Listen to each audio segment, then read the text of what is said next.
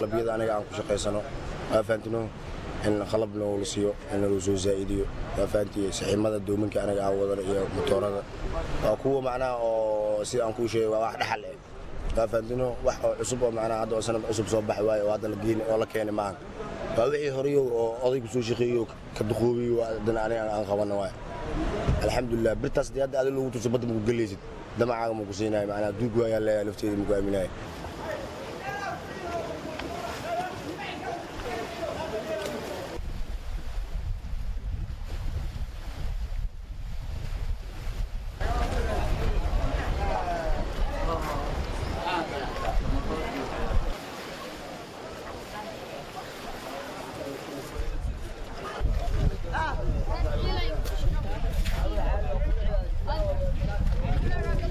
Can go there. Hey, what's up?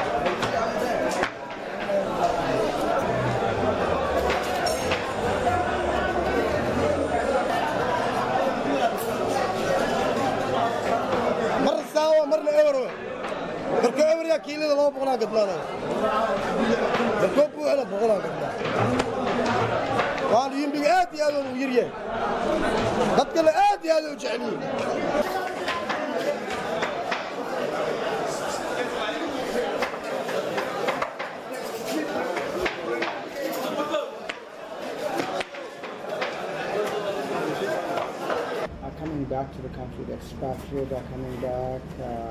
We don't have a coast guard to guard our sea. So because of that, there's a lot of illegal and unregulated fishing taking place in our sea. We have no the means nor the capacity to do anything at this time. But it's within the policy of the government to address that issue.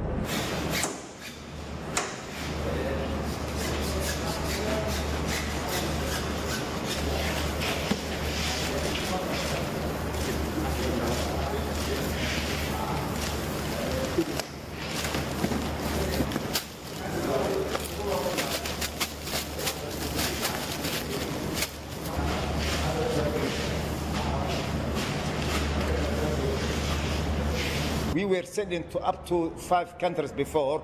Now we minimize only to only one country. That's only Turkey.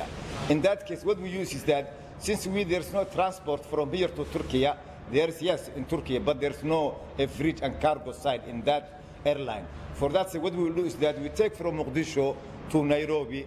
Our product is transit in Nairobi for sometimes hours and hours.